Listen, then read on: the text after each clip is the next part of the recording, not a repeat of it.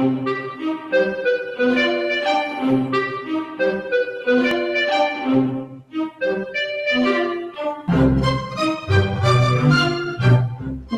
to pop.0 with Brian Chaffin and John Keith.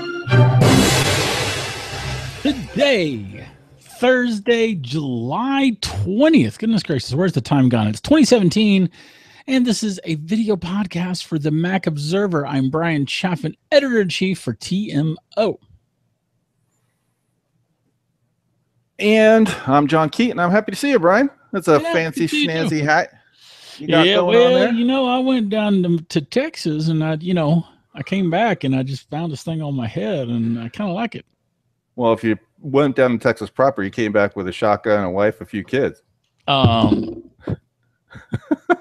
That's close. That's shockingly close to reality. Excellent. So, welcome back. Yeah, we've been on a little bit of a hiatus as you vacation, and actually had a huge, unusual for me, bulge of work. So, bulge of work. Yeah. I don't know what it was. Like, how much is it? What kind of unit is bulge? Or is unit like, 2 uncomfortably close? Yeah, it's like a month and a half of kind of late nights and constant deadlines. Oh, nice. That sounds like a lot of fun, John. Yeah. Wait, what's that other thing? What's that other thing? That sounds like balls. That's it. That's a fair feeling for it too. I mean, it's good, but anyway, it is what it is. So, but we're back. And as usual, we have 3 topics, but we're lying. So topic number 1 is Tim Cook's successor. Who should it be? Topic number 2 is Jobs ain't no cook, says Brian Chaffin. And topic number 3 is my vision for what Apple 3.0 should be. Since the fucking company has no vision of its own, I will dedicate a vision that they can use. They can send me flowers and other gifts and thanks immediately after they hear how awesome it is. So let's jump in with Tim Cook's successor, John Martellero at the Mac Observer wrote a really, I think, an interesting article where he pontificated. Tim Cook also is not forever. Some might say that's not a bad thing. Not in his personal life, just as far as being CEO. And who should be the person to succeed him? Is there a succession plan? Jobs had Cook. Who does Cook have to potentially succeed him? And let me cut to the article and blow it up a little bit. And one of the things that so he had 2 candidates that he thought were interesting, which was the current CEO Jeff Williams or Phil Schiller.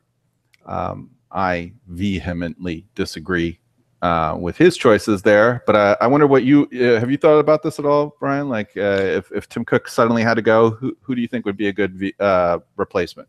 Yeah, I thought about this for a long time. I don't know. I don't know that I have a good candidate. I don't know who within Apple. I mean, we need the next CEO needs to be a product guy or gal. Well, so Jeff Williams, he's kind of Tim Cook's Tim Cook. He's operations dude, and he's a former IBM dude. But he did shepherd the Apple Watch into existence. He was the product guy for that, believe it or not. And he does the keynotes for them. The best thing I could say about Jeff Williams' keynotes presentations is they are more dynamic than walking Valium Tim Cook, but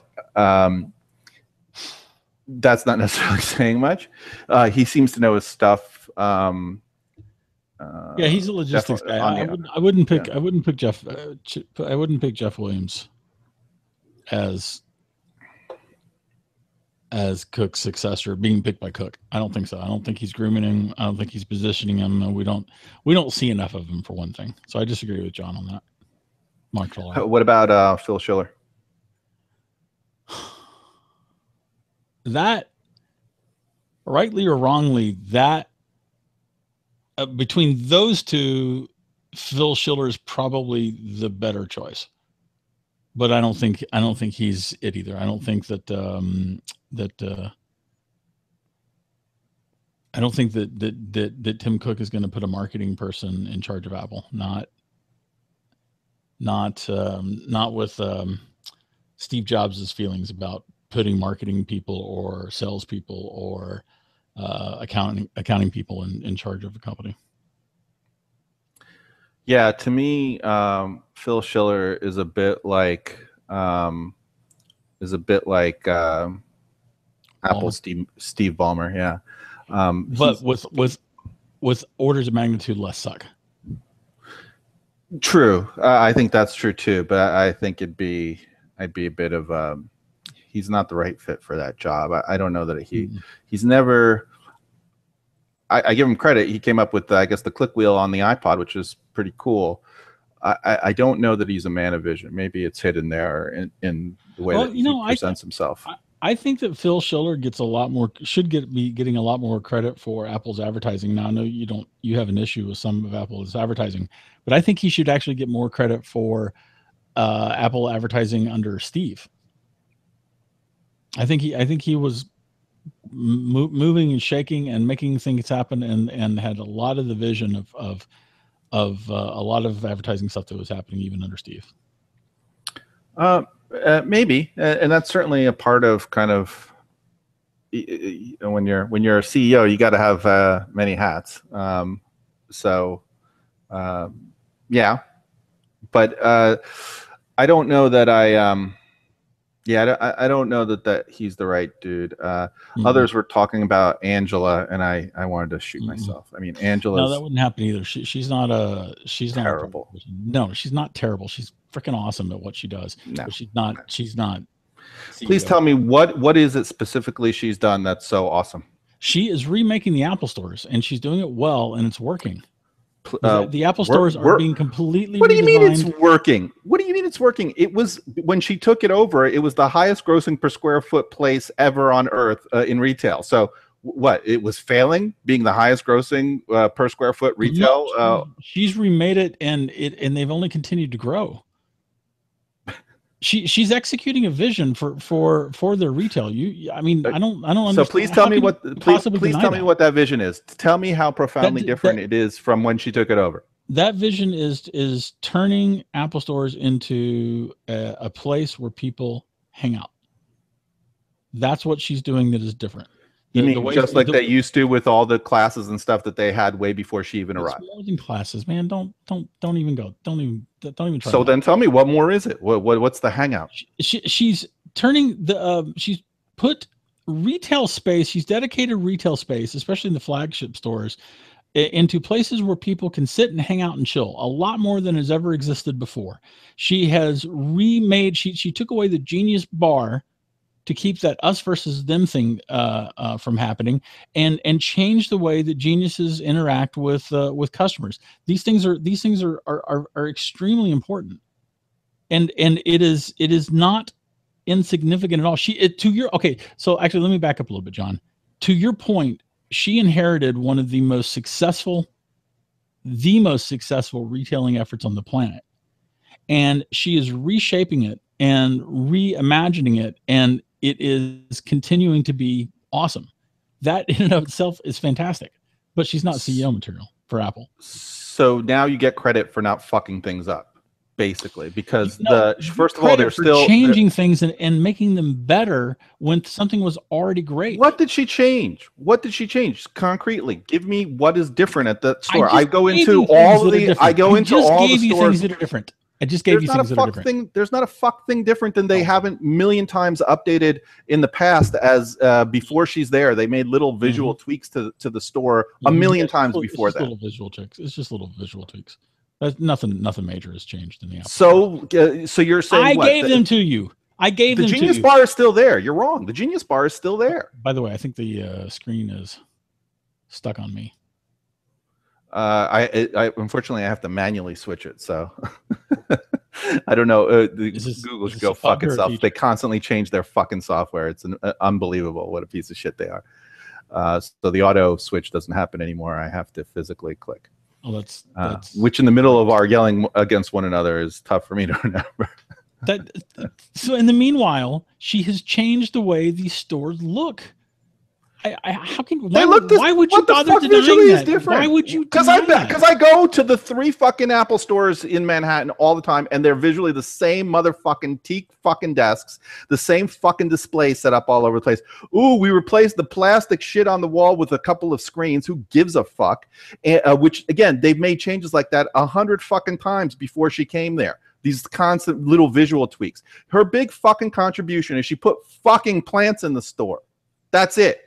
This whole notion that the Genius bars are gone, they're not gone. They're still fucking there. So I don't know. Maybe they're gone everywhere except fucking Manhattan and the stores that I go to when I travel across the country, which includes California and Texas. But they're still everywhere else. So I don't know. Maybe, oh, great, she'll get rid of the Genius bar. That's a brilliant idea. I haven't seen it yet. So until it happens more than in a press release, I'm not buying that's actually happened. Well, okay, I've seen it. So, I mean, you know, what store? What store? They got rid of the Genius bar in what store? The flagship store in San Francisco that I know of for sure. The whole Genius bar is gone. There's no Genius bar at all of any kind. Correct. So people just sit on fucking balls and jerk off? Yes, they sit on their fucking balls and they fucking jerk off. What the fuck, dude? Well, where do they sit? Where do they talk to a genius? There's an area for them to sit, and so the geniuses come out and they sit with customers instead of having that counter. Oh my goodness! Oh, that counter might have been a microaggression or something. I get why in San Francisco that thing was taken the fuck out. All right, so she has people sit side by side instead of across from one another, and she planted fucking trees, and that makes her Why are you so unwilling to give her credit for the things because she's the most overpaid fucking Apple employee that is most overhyped and doesn't deserve it. God. You don't get credit for not messing the most successful retail outlet up. You really do, especially when you're then the standards have fallen really fucking far down, because the only standard for being great is you didn't fuck shit up. Yeah, that's roughly what I said. That's roughly what I said. That's exactly what the fuck I said. That you just all right. Well, then clarify. I said and repeated them back almost verbatim. Yep, exactly. So clarify how they're different than that. I've already clarified how they're fucking different. Why do I need to state it again? She is changing the look and feel of the store. She is changing the way the employees interact with customers. She is dedicating, like I said, space for people to hang out. Their stated goal is to turn Apple stores into a hangout. This is bold and audacious for a retailer. No one does that. No one has ever done that. And she's doing it, and it's working. Why would you not give her credit for that? Because she planted a fucking tree, and she's apparently taken what it was people sitting across from one another, so that they're sitting side to side, and otherwise hasn't fucked up shit and is totally overrated. That thing was a cash machine without her being there, and it's still a cash machine now. Had it been without her, and we disagree, but I mean, you love her and think that she's apparently the biggest genius ever. So there you go. Again, almost verbatim on what I said. Yep. Your ability to quote. So I don't see why you don't want her to be CEO. She's so incredibly innovative.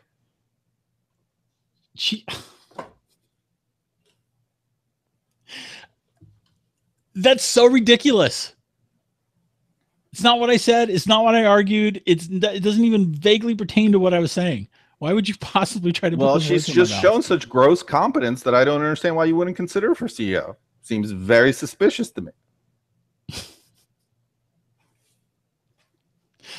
You are such a ridiculous man sometimes. Okay, well, we can agree to disagree on that issue.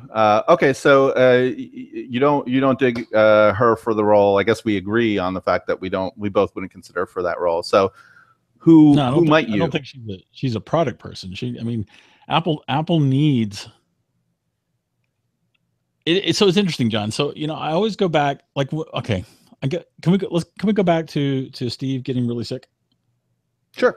And you remember how Steve would put Tim in charge, right? And it was always a little bit surprising. And I remember when it was pretty obvious that Steve was getting really sick. I remember talking about it on staff, and everybody but me knew that Tim Cook was going to be the next person. And the reason why that was such a just a sort of foreign idea to me was because Steve had always talked about the importance of having a product person in charge of a product company. You know, he'd very specifically talked about how putting bean counters in charge of HP was the death of HP. He mentioned referring to Steve Ballmer, how putting a sales guy in charge of Microsoft led to Microsoft milking its profits and letting innovation die, which is precisely and completely what happened. And so it's like I couldn't really wrap my head around the idea of how Tim Cook was supposed to be a product person when he was so clearly an operations expert. And to everyone else's point, did you see that one coming? I don't know that I would have picked Tim Cook in particular, because he's walking wallpaper, so he's easy to miss.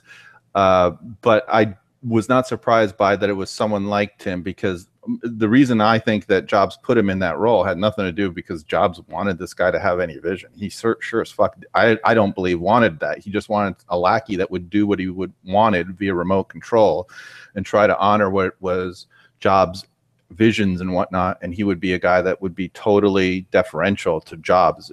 Any whim that he gives through some intermediary or directly via remote control by phone, that Tim would have done that. And I think he's an otherwise good dude to keep things in order. He seems like a solid fella, and I think he is a very solid fella. Just kind of organizationally, manager wise, just temperament, demeanor. I think he's a person that can keep order and chaos and people from descending into chaos, which at Apple is no small feat. That place is the epitome of herding fucking cats in that organization. So I think that was in my opinion, that was the appeal of Tim Cook for Jobs. So that he picked someone like Tim wasn't a surprise to me in and of itself. But yeah, I'd be lying if I said I knew that Tim Cook was on my particular short list of people that would do that, because I just didn't know him really until he was kind of the whole story I remember about him was that he was picked out for helping operations, and he got a lot of kudos for ramping up, and as he so much deserves, for ramping up Apple from really a rinky-dink outfit to a world-class outfit that was using third parties abroad to just keep increasing their volume as it did over time. So that I knew him in that sense. I didn't know that he was and I probably pigeonholed him a bit too narrowly in thinking that he was he was just more, it wasn't operations in general that he was working on. I saw him as the guy that was expanding their throughput ability on delivery. I didn't realize he was doing more for the company just beyond kind of expanding, iPod production and whatnot. So I guess the long-winded answer is I was surprised it was him in particular, because he wasn't on my short list of people that I was terribly cognizant of, but I was not surprised by the type of person that Steve chose. Well, boy, that's right there is probably where we have our departure, because I think that Steve picked him because Tim wouldn't pay undue homage to what Steve would have wanted.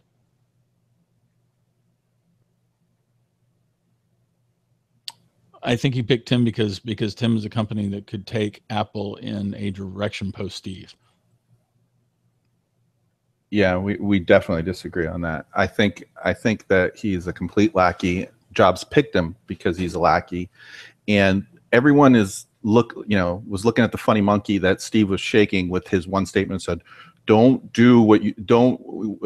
constantly think, what would Steve do? As if that was an edict. But if you look at almost every statement Tim makes about Steve, about what the future of the company is, the demeanor it is, it's always constantly in honor of, he's like the core of the principles or what Steve wanted. And if you listen to what they do and you just black out that one comment of Steve said, don't worry about what I would have done, do what you think you should do. If you blank out that and listen to everything else, it's constantly what Steve would have done. This is so much verbal bullshit on that he's going his own direction. I mean, to some degree, that's of course a natural consequence. He's not Steve Jobs. He can't possibly really know what Steve Jobs would have done for any particular instance on a consistent basis. And so he's, as a natural consequence, he's going to do what he's going to do. But I think he constantly has, and I don't blame him, he constantly has the specter of Jobs behind him. And they're, to his own words that he said many times, like they're trying to keep the general spirit of what Steve did, and which is make great products and try to do that. So yeah, I think there's a world of difference though between trying to hew close to the sort of guiding principles that Steve Jobs had, and then trying to do what Steve would have done. And that's where I think that Tim does the former while not doing the latter. Please expand that distinction to show me where they would actually differ, because I don't see the distinction. It's a distinction without a difference. I don't think that Steve Jobs would have given a rat's ass about the health industry, the healthcare industry. So that probably means, well, okay, I would certainly argue that Steve wouldn't have released Apple Watch Series 0 when Tim did. I disagree, but go on. Because I don't think it was ready. It wasn't ready because, well, anyway, go ahead. You know, and it wasn't ready in part because Steve wasn't there to see those, you know, those details that needed to be seen. That's correct. You know, yeah. Like for instance, you know, like we know, for instance, that the iPad was delayed by 6 months because Steve came back from one of his medical leave of absences and threw a shit fit about the state of the iPad, and then made him go and fix a bunch of stuff. Right. So I think that same sort of thing would have happened with Apple Watch. But I'm not even sure that Steve would have gotten behind Apple Watch. And I think that one of the reasons why Tim got behind Apple Watch was because of this big play on the healthcare industry that they see coming. Like, I don't think that Steve Jobs would have really been particularly interested in non-invasive glucose monitoring. And I think that could actually be, that could be a world changer if Apple can actually bring that to market. So I disagree only a little, and here's my reasoning for it. One, I disagree on the time thing, because frankly, Steve would have, the first version of this watch delivered at the exact same date would have been much more refined day one, because he just has better taste than everyone at Apple. And it was such a do everything device, because they were throwing spaghetti on the wall. They weren't sure it was going to stick, that until they got the feedback kind of from customers, that 2.0 refined the experience a bit. And I think a lot of that kind of refinement came gratis from Steve Jobs. So I disagree on the timeliness on it. I think if anything, you would have gotten a better product earlier because he had such good taste. And he was such a good, it would have taken more time. Either way though, you could be right, but you understand. And you could be right. Yeah, I totally understand what you're saying. Here's where I disagree. The one thing that Steve Jobs was worried about, and Scott Forstall kind of touched on this in some of his really awesome interviews, by the way, was they were worried of what's going to replace the iPod. And what they naturally saw as a replacement of the iPod was the iPhone. Not the iPhone, but other cell phones. Cell phones could be a natural replacement. You still hear that chatter within Apple of people there like, what is the next thing beyond the iPhone? And that may not be for a while, but wearables are potentially one of them. And so getting a product like the watch, where you can be a bit of your own displacement thing, is the kind of thing that is not beyond Steve Jobs. And to do that, the health thing, I think you're also giving them too much credit, like that they made the watch to be really health conscious. If you're being honest with yourself about version 1.0, there was so much spaghetti and apps and other stuff that this was supposed to be more of a generic wearable than it was a health device. And only after the iteration and the feedback they got, that people really didn't give a damn about a lot of the apps and a lot of the generic use, and it was the health that was guiding that, did they go towards that way. So it was more reactive, and kudos to them. That's not a bad thing that they react and work with that added information. I think Steve Jobs would have also gotten that reaction, and he probably would have made it cooler. The whole concept, and it was another cool thing, and that's why I like Scott Force. Actually, no, I'm lying. I have to be honest. I have to give credit to the guy that I said was only slightly less boring than Tim Cook, which was John's pick, Jeff Williams. He was asked during the digital conference that he was at, what kind of things do you think would be interesting and mind-blowing where the phone could still do more? And he gave his typical, we don't give anything, and he was pushed, and he said, well, something like a tricorder would be cool. And that's a natural thing, and it's a really easy to communicate kind of thing, at least to geeks, that there's a health aspect to this that it could do. In some ways, the communicator that did everything in Star Trek is kind of the iPhone, and then the tricorder that could do a lot of other things. It's almost a natural thing to follow. So anyway, the major point there was that the fear of losing your cash cow is what had Apple cannibalizing itself on the iPod, looking for the iPhone. And the iPad, the fear of Macs and whatever being cannibalized, pushing the iPad, I think, was also Jobs' thing. So I don't see why he wouldn't look to wearables and other things that may potentially eat those in the future, and kind of ubiquitous computing. And Siri was still under his tutelage, that he wouldn't have been looking at that. I don't think that was something that would have been necessarily a different outcome. And on top of it, the fact that the health part was feedback from the failure of positioning the Apple Watch as a generic device. I don't see why that would have been different with Steve as well, and that he might have not latched on to the health parts of it as well. What you don't have is the experience of Steve at Next, when I was sitting there through Next. And when he made this general purpose computer, he constantly got feedback, and he constantly switched gears. He went from an academic computer to when he was trying to sell the business, to then for mission critical application development, then for web application development with web objects.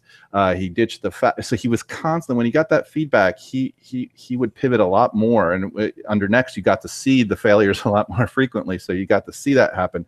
So to demean, I think it's somewhat diminishing his capability in doing that. When he got feedback to see, like, here's where the wind is blowing, he would do that. That is definitely something he picked up on when he was at Next. True. That's absolutely true. I just and again, you could be right.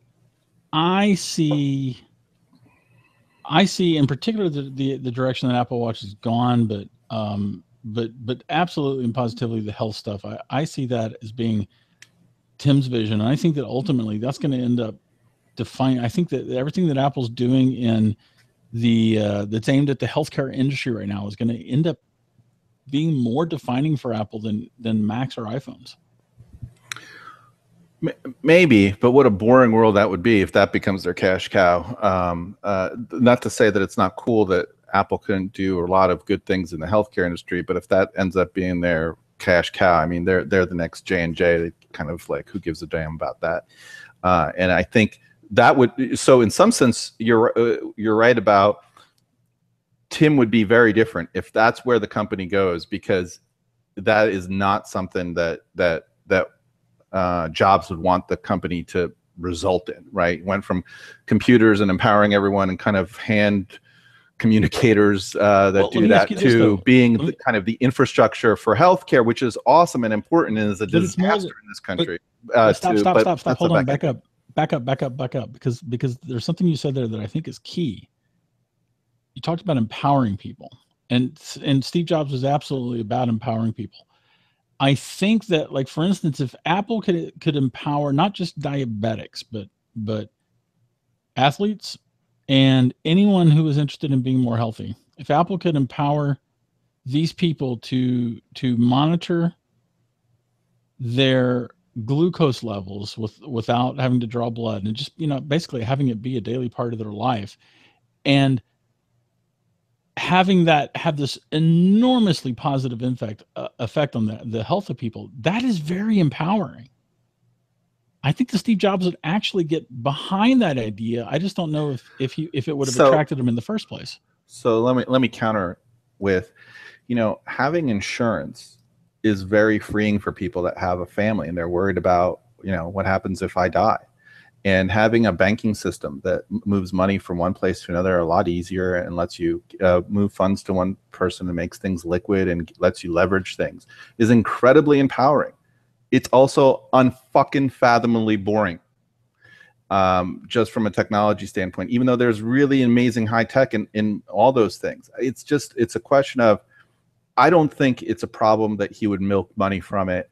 I don't know if that is his goal. Like, that's like what you get up and are passionate about doing. It takes a certain personality to be really passionate about that.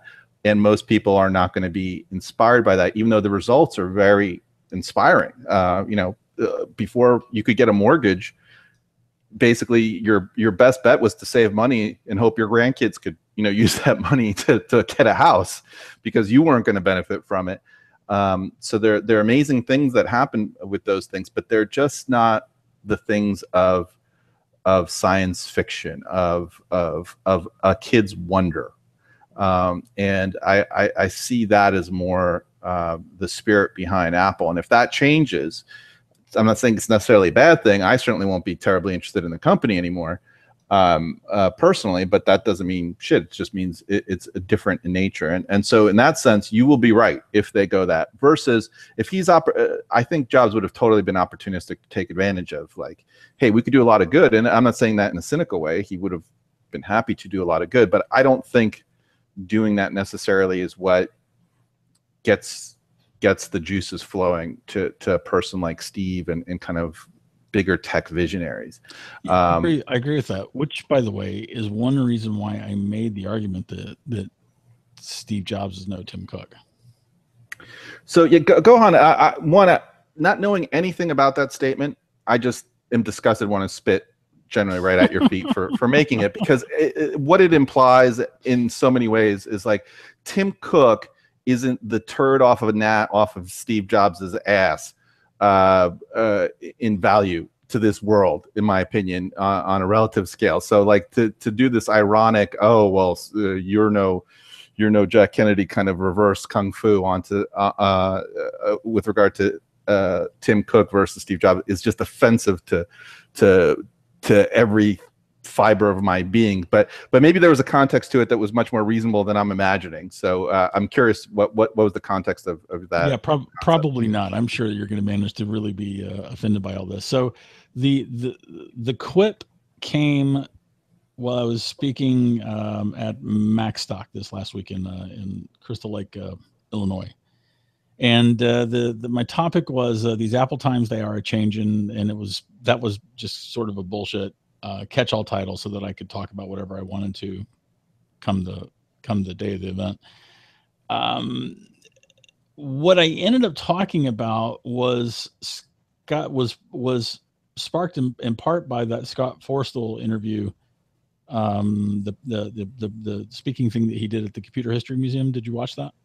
Yes, it was a fantastic interview. Yeah, it was very enjoyable. And I know that one of the sort of gut reactions that several people had was like, oh man, it'd just be so great if Scott came back to Apple, like, basically.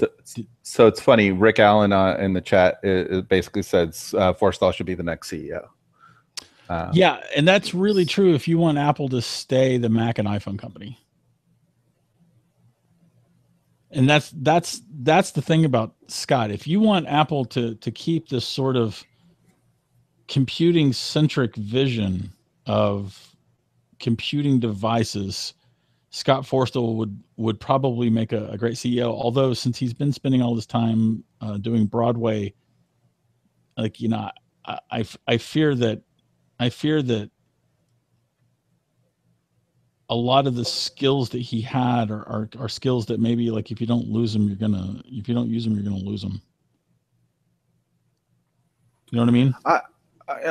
I think that's a valid concern, but I don't think that's the case at all. Sometimes a little bit of a vacation is good for your brain and to have new vision, and it certainly served Steve that vacation time. But Steve went right. What vacation time? He went right into next.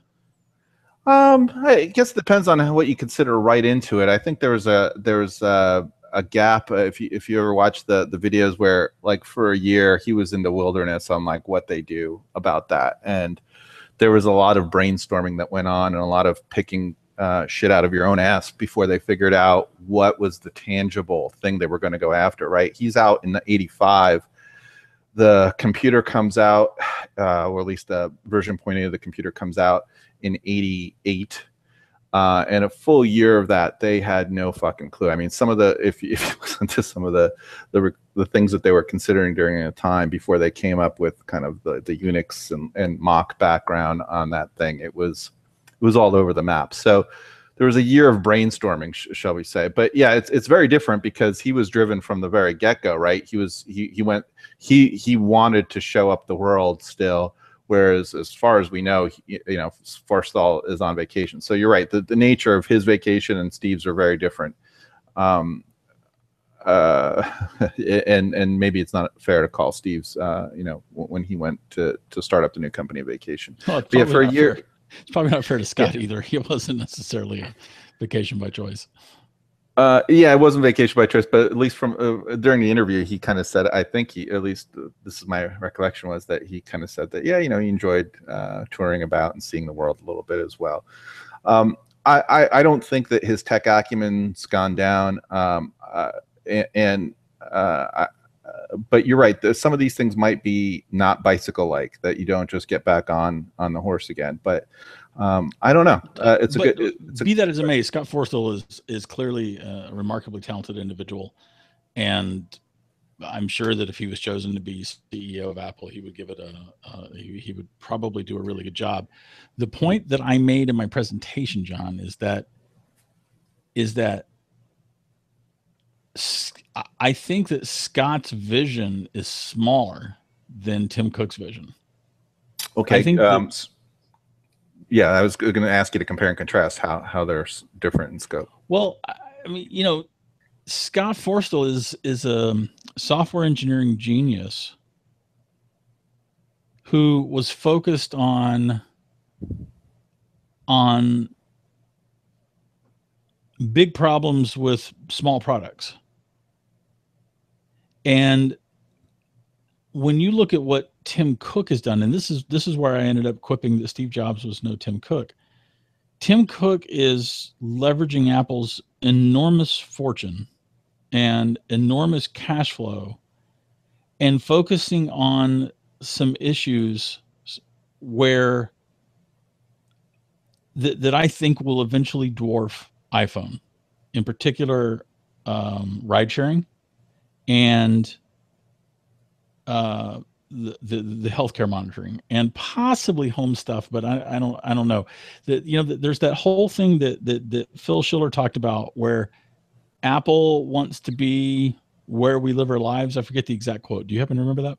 It was relatively recent, like in the last 6 months. I don't remember the verbatim. I just generally it was the gist of, we want to make products that you'll like, that affect you. Yeah, we want to make the products that you use wherever it is you're spending your time. And I think that is an audacious statement in its vagueness and emptiness. I don't think it's vague and empty. I think that it's actually code.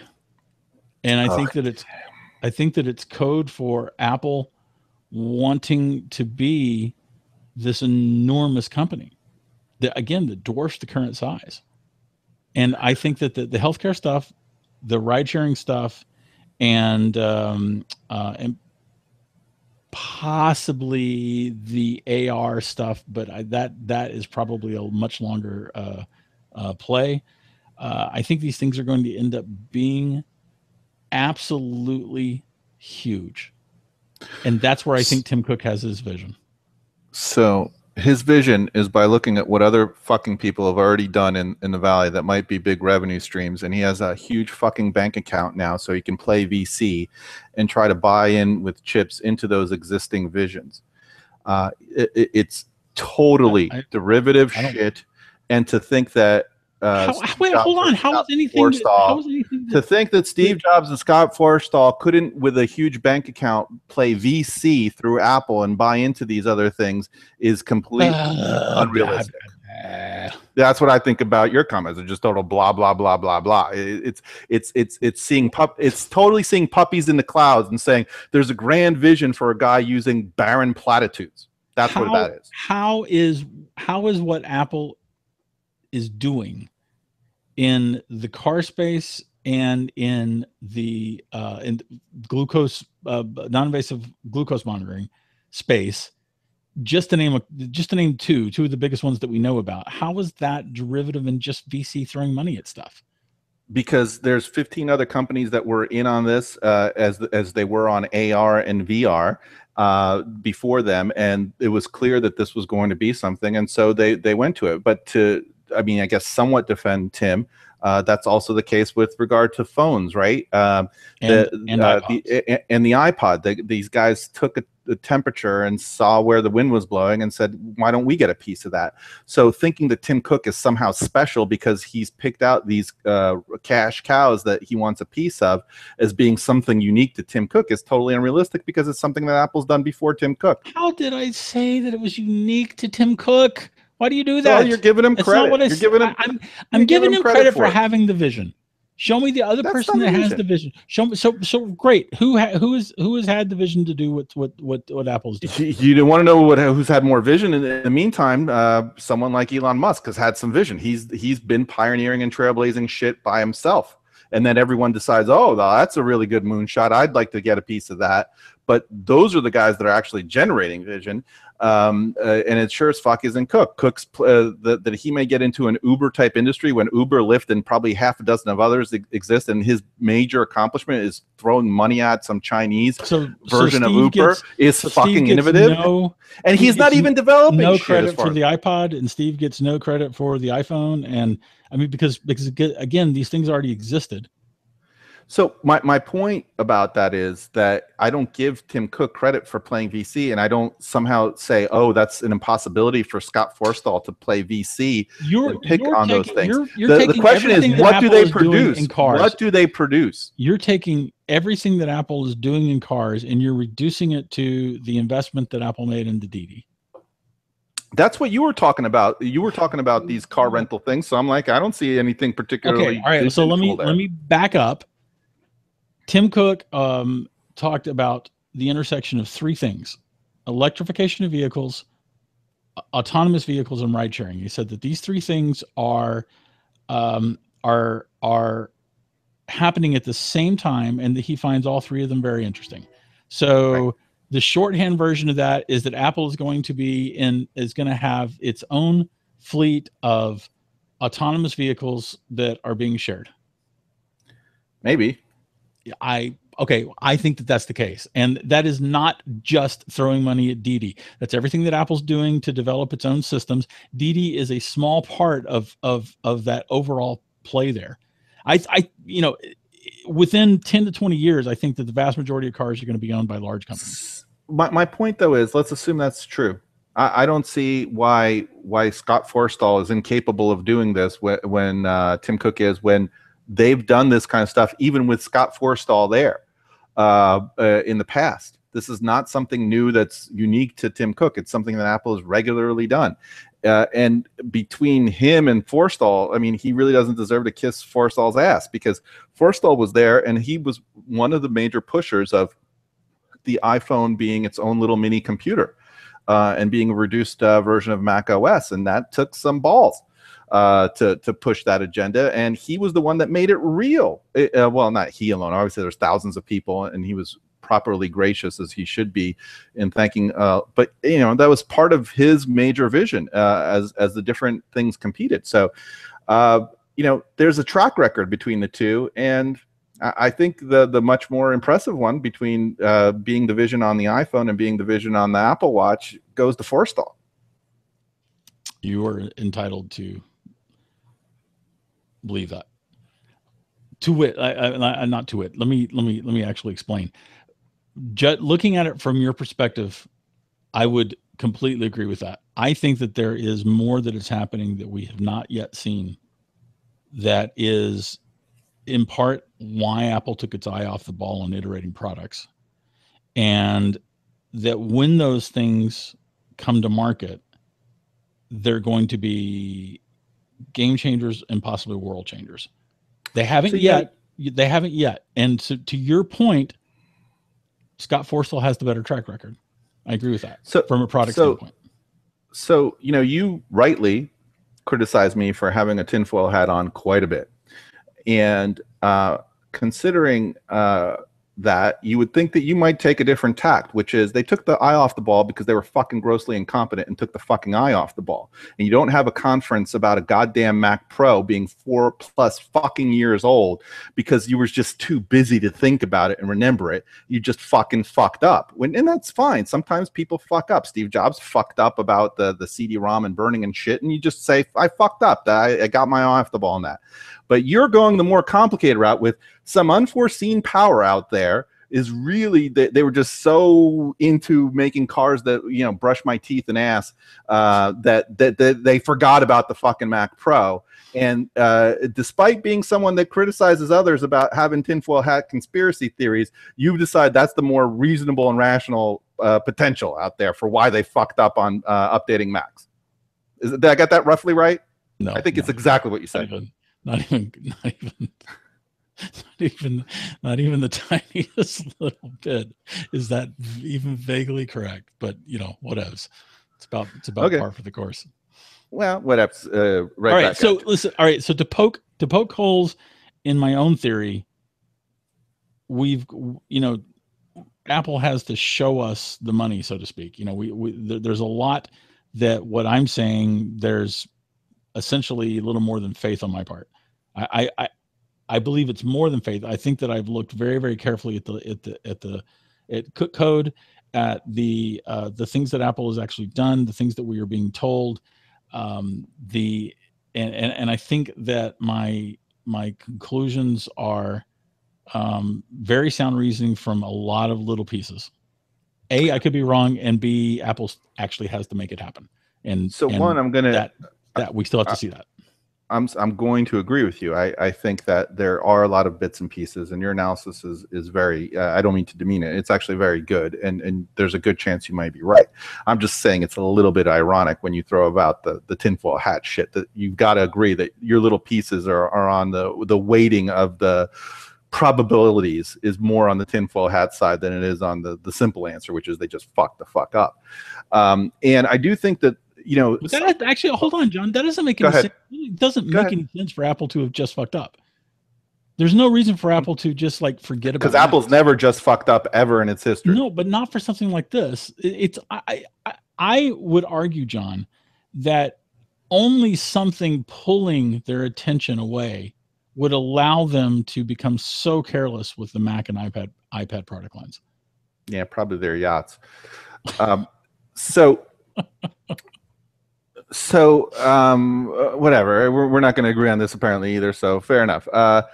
I'm sorry, but I interrupted you on the whole. So he's no Cook because Cook thought about healthcare, and that makes him more awesome than Steve Jobs, clearly, right? No, it's actually my intention was never to say that Tim Cook isn't that Steve Jobs is not like worthy of Tim Cook or anything like that. That was never my point. My actual point was that they're different people, and that Tim Cook has a different kind. Tim Cook has vision. It's a very different kind boring of as fuck vision. Maybe fine. It is a very different kind of vision than Steve had. Steve's vision is obvious. Obviously, I wish Steve Jobs was still with us, and I wish that Steve Jobs was still terrifying people into creating great things, right? The point of my little quip there is simply that Tim Cook has vision, and it's a completely different kind of vision than Steve Jobs had. Well, that we can definitely agree on. And let me ask you, if somehow you got to choose, and assuming Steve Jobs, whatever, isn't dead, because just bringing him, sure, the Lazarus effect might be enough to do this.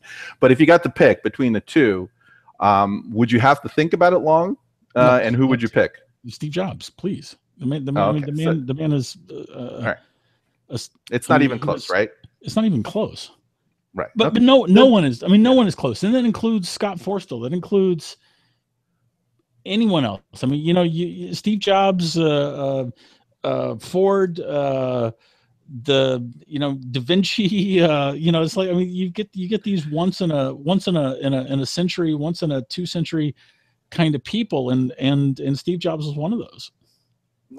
Yeah, I don't know if he's quite the Da Vinci and the others, but he's definitely one of the names that goes up, I think, in some pantheon somewhere. So there was one other person, Craig Federici.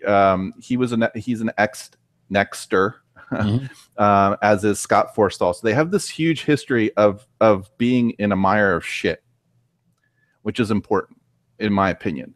Next was failing financially on a number of levels and had to pivot, and they had to innovate, and they managed to innovate in 2 years on the operating system front and create out of thin fucking ether shit that if Taligent didn't do in how many decades with how many companies and how many billions of dollars, right? And he just pulled that shit in 2 fucking years out of their ass.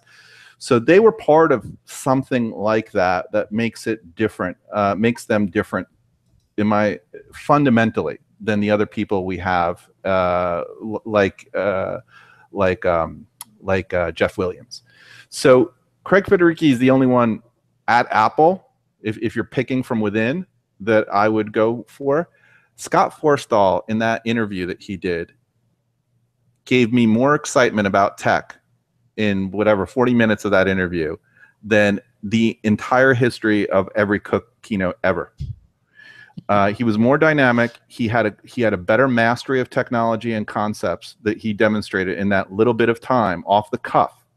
He didn't sound like Plastic Man when he talked, which is something also that even definitely Phil Schiller does, as well as, in my opinion, Tim Cook.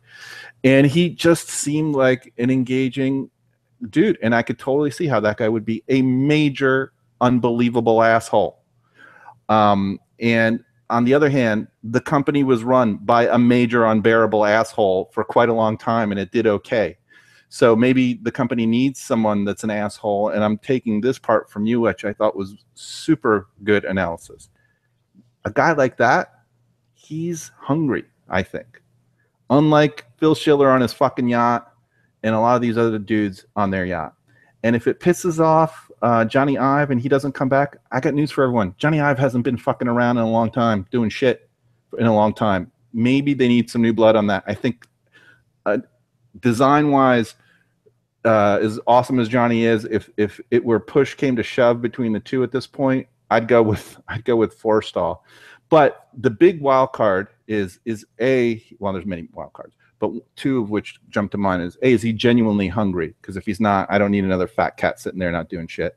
And 2, your point, is this a bicycle-like kind of thing where he could pick up and really excel, or is it the kind of thing that atrophies and he will be a liability?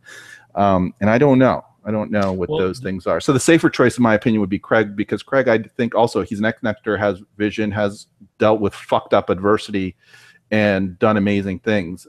And he's not bland like everyone else at the fucking company. The thing about Craig, though, is, and this was Dave Hamilton's observation, did you watch the John Gruber interview with Craig Federici and Phil Schiller? No, is there a video that came out about that? I'd love a link, because I would have loved to have seen the video. I've read through some of the transcript and I just got bored. I know that I know there's audio out there. I'm not sure if there's video. I was there for it, and Dave made the observation that Craig is there to make sure, excuse me, Phil Schiller was there to make sure that Craig didn't fuck it up. So in other words, that Craig, that Phil was essentially sort of babysitting Craig to make sure that he didn't say anything that he shouldn't say. I don't know that Dave's right on that, but I suspect from body English, I would say that Phil Schiller was the one that was in charge of that, of the two of them on that stage. It's no, I think there's no doubt, one, that in many ways Fred is the subordinate to Phil. I wouldn't be shocked if Phil was there to, you know, make sure that he didn't say too much. But again, this company was not run by a guy that was worried about going off script in interviews, right? So the ability to actually go off script is not necessarily a bad thing. It's just, are you good at it? If Craig Federighi was being groomed to take over, and by the way, are we talking about Tim Cook's succession plan, or are we talking about yes, like, who would we want to take over Apple should Tim for some reason unexpectedly step down, or you know? I was thinking more succession. Yeah, I don't know if Craig is ready to go tomorrow. That's a good point. Yeah, because like if Craig was being groomed to take over, he wouldn't. I mean, how would he possibly? You know, how would Phil Schiller have been in charge of that stage? I mean, I know that's like taking, you know my thing, right? You know, it's like, you know, looking at a thread. I think you're right. Don't get me wrong. I think you're absolutely insightful and right on the money. I agree with that. I think the odds of Craig this is a different question. What are the odds of Craig being the guy that's being groomed for it? They're low, because Phil and others there honestly believe that they're entitled. They're the heir apparent. They're the big fish. Whether or not the board should think that is a very different thing in who gets picked. And the fact that today Phil is definitely higher on the picking order and can bitch slap Craig all he wants doesn't mean he's the right pick and he's the right person that should be groomed for it.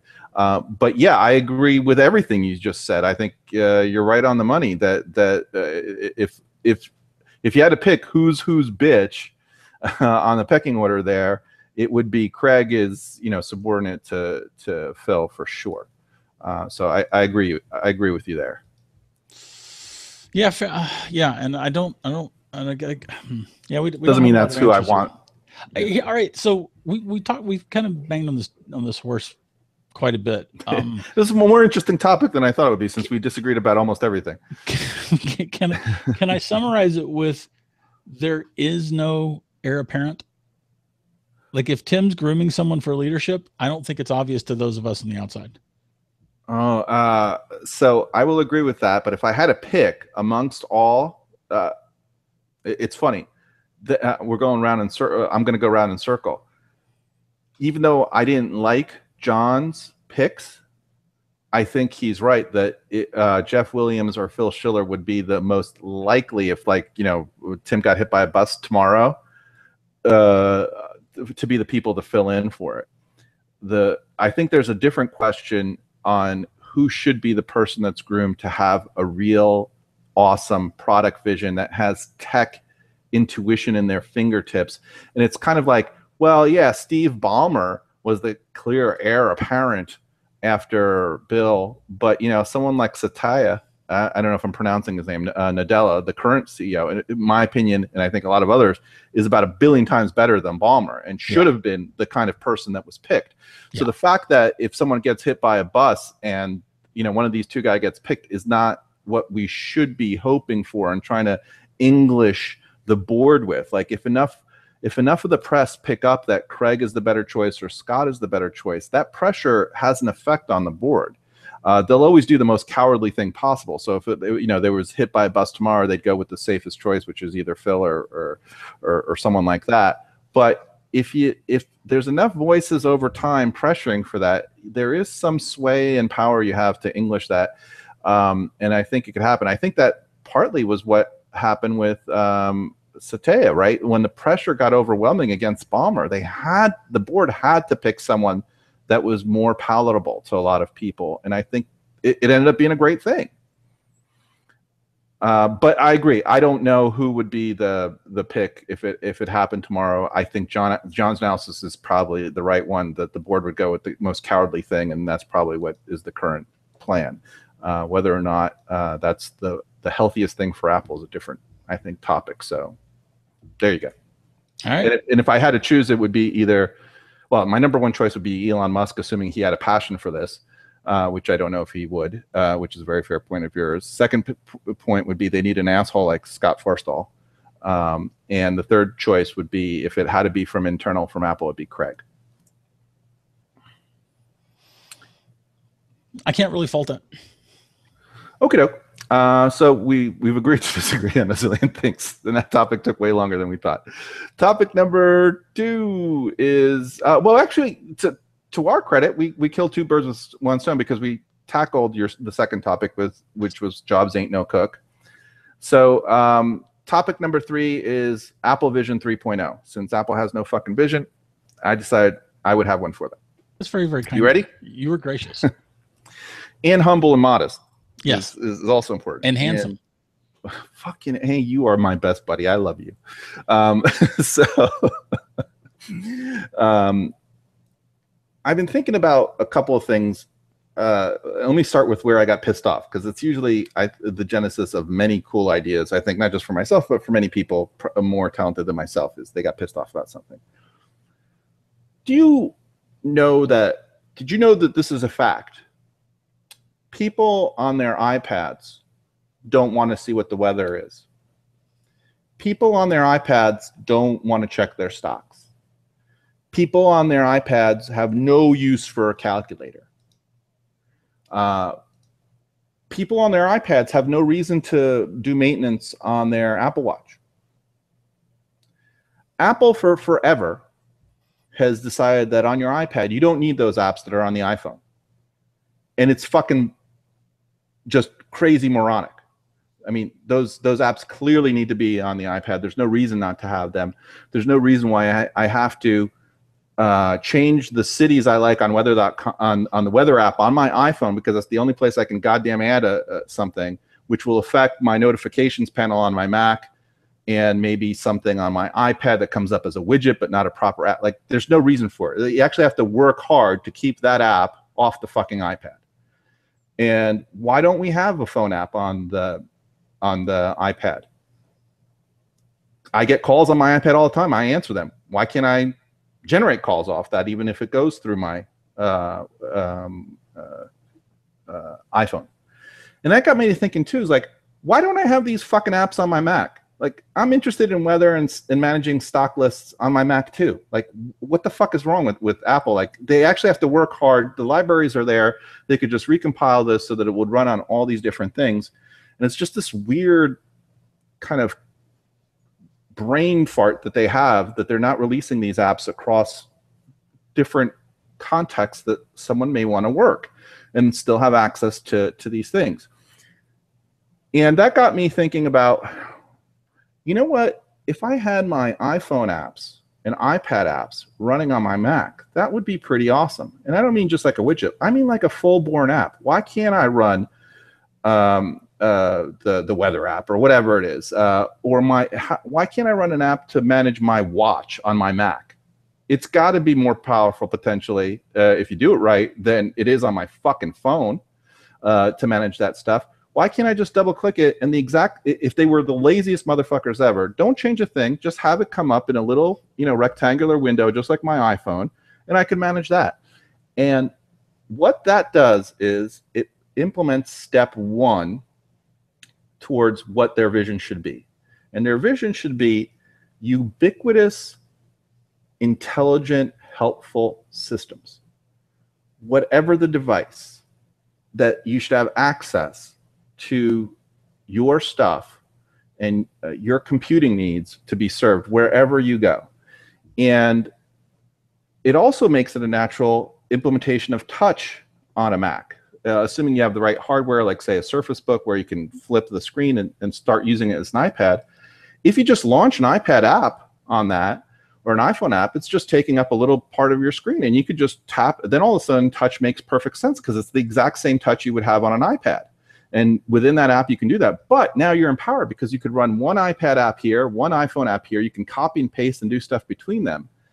And it's the easiest kind of bringing that ubiquity to the Mac that you could do. And over time, people will start realizing, since Windows 10 is an abortion user interface where nothing works quite right, you keep the things working the way they do well. So on your Mac, if it had a touch screen, you're using the exact same interface that works awesomely on an iPad. You don't have to change a damn thing. But maybe over time, you start figuring out tweaks where they can be better than just an app running on that. So that was step one, which was make these apps. Why are there these artificial limitations between apps between the iPhone and the iPad? And then I thought, well, it's also kind of an artificial limitation not to bring it to the Mac. You can do that, and it starts to morph the Mac to do more. And then it got to the ubiquity of this. It started to make me think about this private cloud thing you could have, where all my data, instead of being up on Apple's cloud, why can't I have something akin to a time capsule, like a Synology box, that runs an iMessage server, that runs my data backing store? Apple gets it all to sync and stuff, but it's basically encrypted all on my home thing, and it's all manageable. And then if you've ever seen like the other day, we had all those updates. We had an iPhone update, an iPad update, the Mac update. I have I can't tell you how many iPads I've got here, right, that need updating, right? It's ridiculous to have to go manually update them on all these things, especially if you have a family. It's ludicrous. So why couldn't I have an app kind of like Airport Utility, where you see all your devices, or kind of like when you look at the Find My Mac, you get to see all your devices that you're managing, and just tap on all of them and say, yeah, do the update on them. And so that kind of private cloud thing to give some management and help to families like that.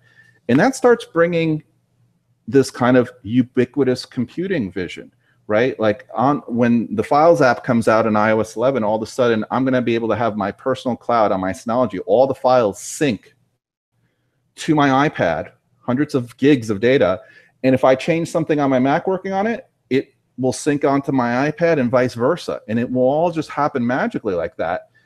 Why isn't Apple investing more in that and helping and talk about like empowering people? Like there are people that manage their families' Mac stuff and iPhone stuff, and they're drowning, like just getting their kids and their parents and all that stuff updated and whatnot. It's a nightmare for them.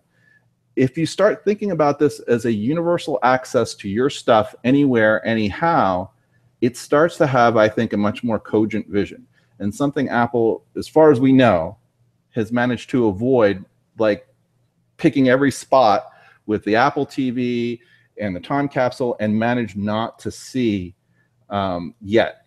For all I know, maybe they're studying Synology, and we're going to come out with a Synology killer in a year, and that'd be awesome. But that's my vision for like an Apple 3.0 thing, where these truly become panes, just glass, whether it's your Mac or whatever, and they will offer a window onto any of the experiences that you have with your data, whether it's Photoshop or whatnot, that it will be able to run it to the best of its abilities on that device. And I think, the cloud has tried to solve that, but it's got its own problems. I think Apple could have a much cooler solution where it starts to harmonize different interfaces to be a much bigger whole, where you have multi-mode interactions, where you're touching something on a screen. With voice, you tell it to change the color of the box that I'm holding. With a pen, you might actually sketch something much more accurately that you need to do that. And this mixed mode UI stuff is very doable. It's kind of like before multi-touch came out, nobody thought to tackle it. And it took years to mature in academia, and then it finally got to a place where they could harness that. I think this multi-mode voice, touch, keyboard, pencil, whatever interaction is something that is also, it's just brewing, but it needs someone to flesh it out. And so that kind of ubiquitous computing, but private, is something that no one is talking about, because everyone wants ubiquitous computing to be you don't own your own data. So let me stop there. What do you think of my grand unified vision there? It sounds more like a product idea than it does a grand unified vision, but I certainly wish Apple It would take multiple products, but yeah. Would head further down the path of putting us in charge of our own data. Okay, I'll take that as a polite meh. No, it's which is fine. Yeah, again, it seems like more like a product idea than it does Apple 3.0. It's a direction I would certainly like to see Apple head down, please. Well, here's why I think it's more than just obviously, it does have multiple products that are involved. It would be like a Synology-like backing store. It would involve modifying iOS and Mac OS to be more capable, to run different things. It would also require much better intelligence with Siri and with IT at moving your data to your store properly from your device, processing it and sending it there. And that kind of Siri-fication of being an intelligent router for you is it would require really sophisticated work. I don't want to say that this is easy stuff. For example, knowing where your backing store is. If you have like an iMessage group like we have with 10 different people, right? And the 10 different people are sending their texts somewhere to Apple, but the backing store is going to your local machine because you're hosting the channel or something. That's not an easy sync. They currently are doing something to that effect on their own machines. Telling Siri, wouldn't it be great to tell Siri, Siri, update all my devices? And that would send a signal to all my devices to do the latest update, so I don't have to deal with it. Stuff like that is not straightforward, but it would lighten the load, I think, for quite a lot of people. The photo thing is currently it's a nightmare. I like knowing where your photos actually reside and where the masters are and things like that. It's kind of a mess. So just even managing photos is not straightforward currently on the Mac. So managing all your data like this, it would not be trivial. But fair enough. If you see it as a product, that's not an unfair view at all. All right, and that's enough of that. The new dock, unless you have something else to say. No, I would love for Apple to head more down that path. I'm not gonna bitch and complain about anything. Well, that statement is not pedantically accurate, but I'll let it slide. The doctor. So yes, finally a woman. Finally a woman, John. I was going to warn spoilers, but yeah, for those, I was kind of annoyed about this. It's not an episode. All of the news is in and of itself a spoiler. So I agree, and this is why I try not to watch trailers about it. I don't want to see anything about a movie, especially when I know I'm going to watch. Like I know I'm going to go watch Star Wars. So I don't want to see the trailers or anything like that because I like to experience all that fresh. And it wasn't like a question, am I going to watch the next season of Doctor Who? So I kind of would have liked the surprise to know, as it was happening, to have experienced that. So I think it's kind of sucky that they released this information as basically a giant spoiler. But since it's been spoiled in the news, well, they did the same thing with Peter Capaldi. Did they? Yeah, I defer to you on that. Okay. I would have preferred not to know, but it is what it is. I wasn't looking for the information and I stumbled on it. Gotcha. And so the person that's replacing the current doctor is a British, I believe, actress named Jodie Whittaker. And you and I think have, how do you pronounce her name? Whittaker. I think you and I have seen her at least in one other place. Do you, I looked at her and I'm like, she looks somewhat familiar. And then I realized, we saw her, if you watch the series Black Mirror, she was in an episode of Black Mirror. She was also in Broadchurch. I don't know what that. I haven't. I looked at her IDB, whatever history, and I didn't recognize anything except for Black Mirror. Broadchurch was the series that David Tennant did after Doctor Who. Okay. So I mean, there's and some of the Doctor Who people were involved with Broadchurch. So maybe before we go into the kind of, I guess, the bright shiny news here of the new Doctor, you saw the season ending. What did you think of kind of the end of the season with and spoilers? There will be spoilers here in this conversation. The Cybermen kind of episode. So first of all, this is completely unrelated. I'm having an issue, John, watching Doctor Who where the audio from BBC America through Comcast through TiVo is messed up. And what I'm getting is that the music is too loud, or alternately the dialogue is buried beneath the music. And it makes it harder to listen to, makes it harder to watch. Yeah, that's annoying. It's incredibly distracting. So the last several, and this is only happening on Doctor Who is currently the only show I'm recording on BBC America, but it doesn't happen with me on any other show, so I'm not really sure what the deal is. All of that is by way of saying that I was a little bit distracted. It's interesting to see this be the beginnings of the Cybermen. How's that? Yeah, I'll agree with that. The last episode for me was a mix of, oh, that's neat, and that's so predictably cliche that it was annoying. This was my overall feeling. This is a scenario. Oftentimes, I feel that the writing on Doctor Who, the writing and kind of the direction and delivery of the writing has been superior to the acting for several Doctors and several of the companions. This season, I feel exactly the opposite. I think the writing and kind of the direction has been really shitty, cliched, and kind of predictable in a lot of spots that I wish it was a little more original to the Doctor, which is much more countercultural historically, I found. The Doctor and the actors themselves were better than the scripts and than the storylines. So nothing changed my mind about that, and I think this is a natural dovetail for the female Doctor coming in.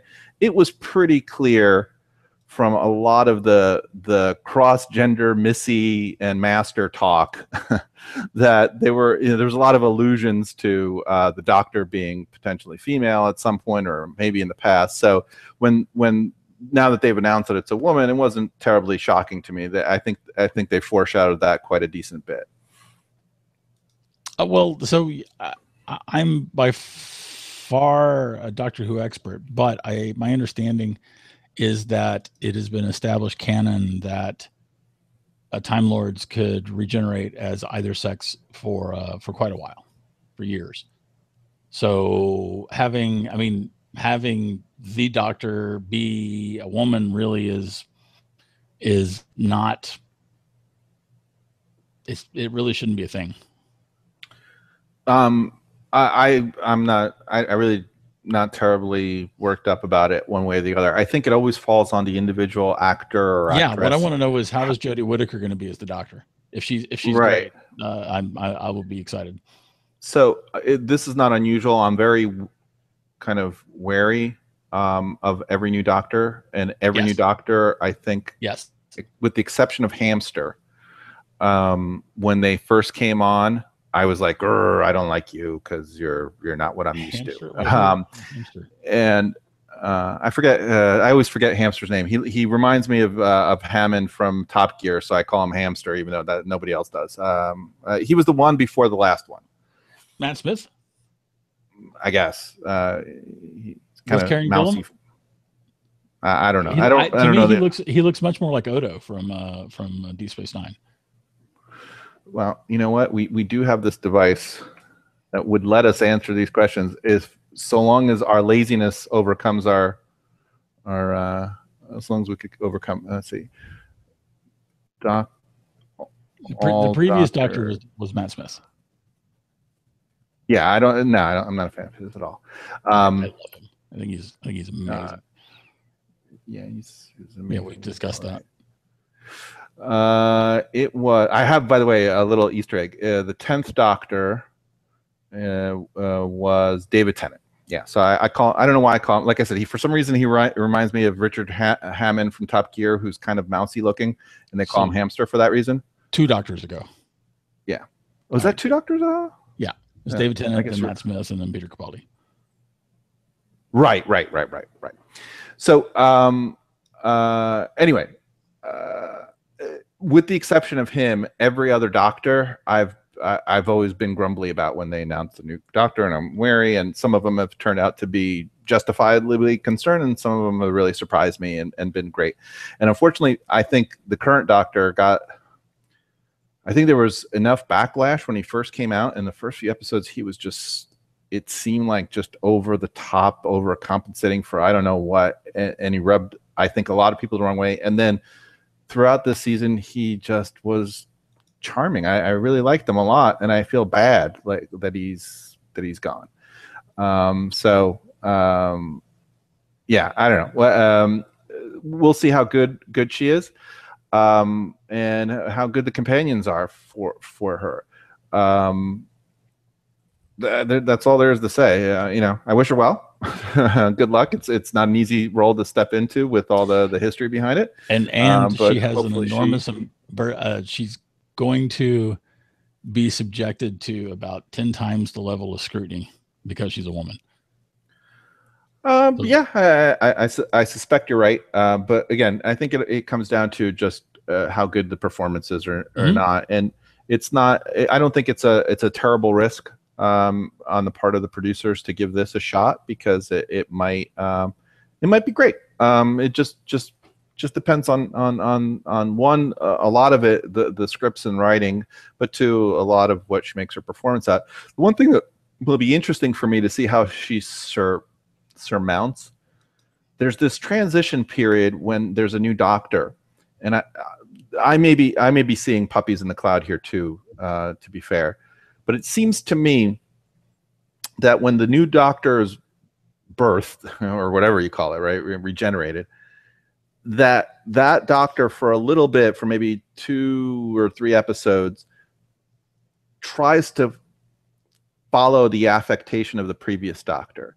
So with Tennant, like, everything was hyperbolic and grand, and symphonies needed to play when he was fucking doing his orations and shit. And I felt like the Doctor that you like, that I loathe, you know, tried to follow that for a little bit, and it came off differently because he's a different person, but he tried to follow that a bit. With a woman, like, do you try to have some continuity of personality there, or does it become different? And what should it be? I don't know. That's really, you know, kind of it's interesting how they're going to play it. Yeah, it is in fact interesting. Yeah. I can't wait to find out. It should be, you know, it should allow the show to have a much different feel, and that could be fantastic. And I tend to be willfully optimistic, so I'm hopeful. Even though I share, by the way, I think many of us do. I share your trepidation about new Doctors. Yeah. Although so, I liked Peter Capaldi at first. He was so left field, and he would like the writing. I thought for his first few episodes, I thought the writing was extraordinary. Really interesting. Yeah, because he was always like basically he would mention something and then it would make sense like 6 minutes later. That's freaking genius. Yeah, and I think they got away from some of that stuff. It's interesting. I found one that whole mentioning it and it happened 6 minutes later. That's common to a lot of the writing. Kind of they foreshadow within the episode. But anyway, you know what? All kudos, credit to you, because I didn't see it at all early on. I couldn't have shit on him enough early on, and I couldn't have been more wrong about it.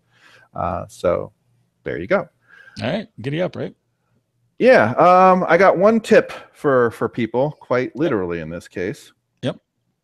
Let me, so if you guys have an iPad Pro and an Apple Pencil, I have been experimenting with some things. So I got the 10.5 inch here and the 12 inch here, and it works a little bit differently for each. But what I got was for the pencil, I don't know if you could see, it's this little rubber sheath, and I'll put it in the show notes because I don't remember who makes this.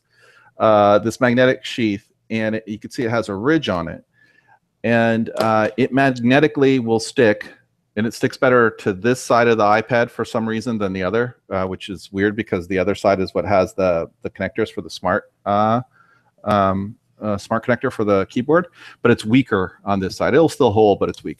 But on this side, it's particularly strong, and particularly on the back. You can kind of get it up front, but there isn't enough of a edge there for it to stick. But it sticks really great. And I also got, you could see, I replaced the cap with this capacitive touch cap that you can use kind of as an eraser or a different pen tip on different apps. On some apps, it takes advantage of it. On other apps, it does not.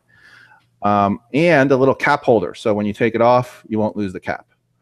So it's a lot of crap on this thing, but it's something I wish Apple thought about in the product, which was you really want to have this pencil around when you're using it, and it's really easy to displace. And by having it kind of magnetically stuck to this and not having to think about it, it kind of works well. So, and here it is on the 12-inch.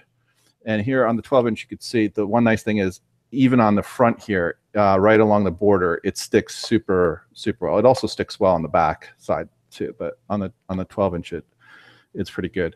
And that way I toss this thing around and they kind of stay generally, stuck even when I abuse these things. So good tip. I'll put in the show notes the companies that make these. I'll give the Amazon links if you're interested. We make no profit or money on this. I just, after doing a little research, I thought these were kind of cool. Your mileage may vary.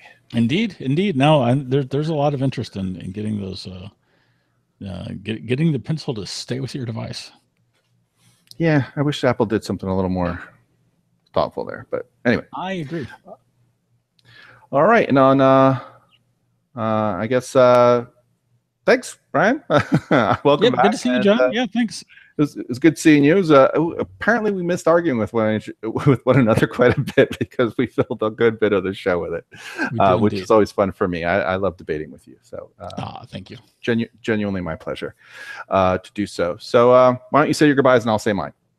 First of all, likewise. Secondly, bye.